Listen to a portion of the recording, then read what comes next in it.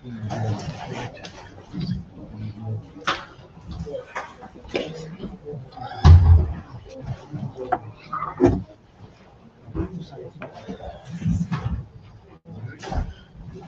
Alaikum wa rahmatullahi ta'ala wa barakatuh. Bismillahir Rahmanir Rahim. Alhamdulillahi Rabbil Alameen. Wassalatu wassalamu ala Rasulihil Nabiyil Kareem. Amma ba'd. Just a few quick, short reminders, inshallah, that could be beneficial for all of us. And the first point is, we call Ramadan a blessed month. The Prophet of Allah sallallahu ta'ala alayhi wa sallam, he said, Shahrun adhimun shahrun mubarakun. It is a blessed month. What is a blessing? If you go to someone and say you're blessed, what does that mean? You know, you got really lucky. You're very blessed. What does very blessed mean? Blessed means that I got something, I didn't do anything for it. I got something, but I didn't do it. It wasn't my own doing. I'm just blessed. Allah chose from His infinite mercy, His fadl, His rahmah, His bounty, His grace to give me something. That is what blessed is. Ramadan is a blessed month. A month that we got that we don't deserve. It's not like our actions. It's like we did so good, where you're like, okay, you need a reward.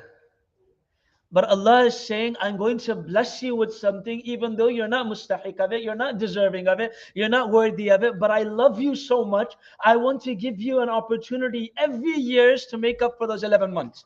So I'm going to bless you with something that you don't deserve. But when you're blessed with something, you value it more. When you're blessed with something, you value it more because you don't really deserve it. I didn't get it on my own will, on my own doing, but Allah chose me. We mentioned it in the khutbah too. Now, in this month we're blessed. What are we blessed with? Think about those things. And this is the summary of what I'm going to give a reminder for. Think about those things that you're able to do right now in this month that you're not able to do outside of the month of Ramadan. What can you do in this month that you can't do outside of the month of Ramadan? List those things down, write those things down, keep them and remind yourself that they're blessings, and after the month of Ramadan, see if you can continue those things after the month of Ramadan. Ramadan is what? You know the beautiful hadith of the Prophet of Allah sallallahu ta'ala alayhi wa sallam, you know, as-salawat al-khamsa.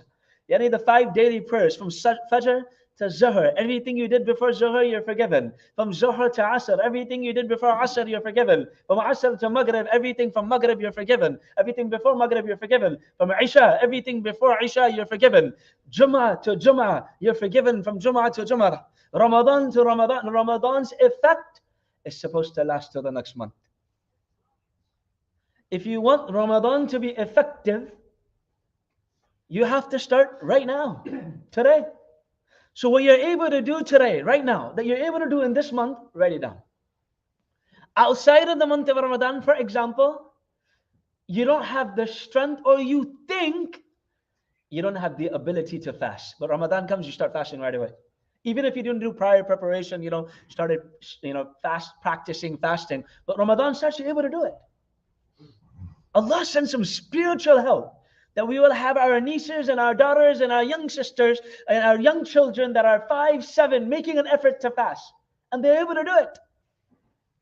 Where's that blessing from? Where's that spiritual, that ruhaniyah, that spirituality, where's it from? It's min janibillah. But if you truly consider it a blessing, then its effect will last, inshallah, after the month of Ramadan. So you're able to do something on the month of Ramadan that you're not able to do consistently outside, which is fasting. So write it down, fasting. I'm able to fast in this month. This is a blessing. I consider it a blessing. I'm writing down, this is the blessing that Allah has given me, and I'm going to make dua that Allah allows me to continue doing this after the month of Ramadan. What else are we able to do? We see more people for Fajr than we did outside of the month of Ramadan. Why are you able to come for Fajr in the month of Ramadan? Let's go a step before that. We are able to get up for Suhoor. Suhoor is what time? Tahajjud time.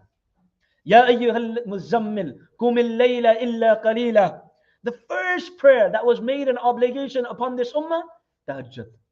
قم الليل إلا قليلا نصفه أو انقص منه قليلا ورتل القرآن ترتيلا. Tahajjud is a time to do the tartil of the Quran. You see, when it comes to Salat al-Isha or the obligation prayers, the Prophet of Allah ﷺ would say, there's weak people praying behind you, there's old people praying behind you. So make sure that you don't take so long in your obligation prayers, because it's going to cause, difficulty and taklif to the people that are praying. But tahajjud, tartil. There's so many narrations. He said, Alhamdulillah Rabbil Alameen. He's thinking about it. Or it's Jannah is mentioned, he's making dua for us. Tartil, tahajjud. So you're able to get up for suhoor now. Why? It's a blessing. Another blessing. So I'm going to write this blessing down. I consider it a blessing that Allah gives me the ability and the strength to get up for suhoor. I can't do it outside of the month of Ramadan. I'm able to pray my tahajjud in the month of Ramadan. I can't do it outside of the month of Ramadan. Okay, 2 blessings. Number 3, I'm able to come for Fajr. Why? I should say this later, but this is a point that gives you an idea.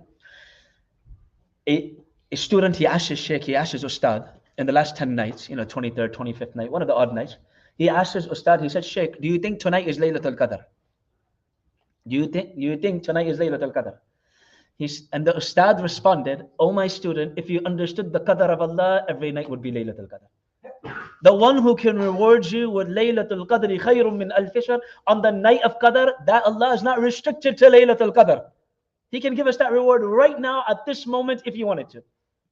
So the one who gave you the ability to get up for tahajjud today, Allah subhanahu wa ta'ala, He can give you the ability outside of the month of Ramadan too.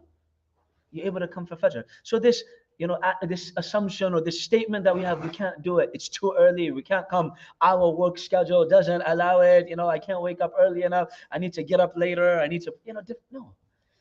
But in the month of Ramadan, you're able to do it. You're able to do it outside the month of Ramadan too. You're able to go for Salat al-Zuhr. You're able to make a solid effort to go for Salat al-Asr, or make come for Salat al-Maghrib, or Salat al-Isha, Taraweeh prayers, etc. You're able to do things in the month of Ramadan you're not able to do outside of the month of Ramadan. So this month of Ramadan, its effect should last till next Ramadan. So how do we make it last? Write down all the blessings. You yourself, as an individual, will know what I can do, and everyone is different. It's not saying that, okay, he gets up for tahajjud, or he reads 2 pages a day, he reads 5 pages of Quran and I can't do it. No, you do your level. It's okay. One of the beautiful narrations, one Sahaba said, one of the most beautiful narrations from the Prophet of Allah sallallahu alaihi wasallam, Inna ahabba al-a'mali ila Allahi adwamuha wa in qalla. The most beloved action to Allah is something that it does consistently, even if it's a small action. It takes you 5 seconds to do that action, but you did it every day. There's barakah in it. It's a small action. So think of any action you can do. So number 1, write down all your blessings. Obviously, I don't know everyone's list. Write down all the things you can do. From simple things like donating, from simple things, or from things like attending the masjid, or for getting up for tahajjud, or being nicer throughout your day, whatever it is, write it down. Then, second point, and we'll end with this inshallah. Now, add something to your schedule. Whatever our stats. Very beautiful point. He said, I look at my daily life outside of the month of Ramadan. And I use the month of Ramadan to add a new action in my daily life that I want to continue after the month of Ramadan. I add a new action. So it could be like praying 2 rakats after Salat al-Maghrib. It could be doing La ilaha illallah after Salat al-Asr 10 more times or something. But I add a new action every month. So write down those actions that you can add in your life and start it now. Right? So maybe before Salat al-Maghrib, I can make an effort to make dua. I can do La ilaha illallah. I can do istighfar before Salat al-Maghrib. Whatever I can do, add. So write down the blessings you already have been given in this month, that you write it down, and inshallah make dua to Allah to continue outside of the month of Ramadan. And write down any actions that you can add to your schedule, inshallah. Now, lastly, I know I said the other one was last, but we want to make this environment here an environment that makes it easier for all of us to do ibadah. So we are trying our hardest, our utmost hardest. If you have any ideas that would, bring you enlighten the community, make the community better, we're all for it. Right now, what we try to do is, after Salat al-Asr, from Salat al-Asr, from Salat al-Maghrib, is one of the best times to do your Quran, your tilawah, your zikr, your dua. And right now, Salat al-Asr is late. Right? 7 p.m. is kind of late. Iftar is prepared. You don't have to worry about food. You know, if alhamdulillah, majority of the days iftar of it had been sponsored. I think there's like 12 days left, but there's 2 to 3 brothers who have said that they'll do all of them. So really, there's no days left. So alhamdulillah, iftar is covered, your food is covered. You can come here and inshallah we'll have a room for the children, the young children, we'll have a room for them. If there's a little bit older children, we'll have sports, we'll have something for them too, inshallah. But we have to create an environment that encourages us to recite Quran, to do zikr, to make dua. So inshallah, we have the students here. Every day after Salat al-Asr, we should try to make an environment up to Salat al-Maghrib. This is what we can do as a community. May Allah subhanahu wa ta'ala bless all of us. May Allah subhanahu wa ta'ala allow us to utilize and benefit from this month the way and the way it should be done. May Allah subhanahu wa ta'ala, make us in this month, may this month be a means of us getting closer to Allah subhanahu wa ta'ala and establishing a connection with the book of Allah subhanahu wa ta'ala. Jazakumullahu khairan wa akhiru da'wana. Alhamdulillah.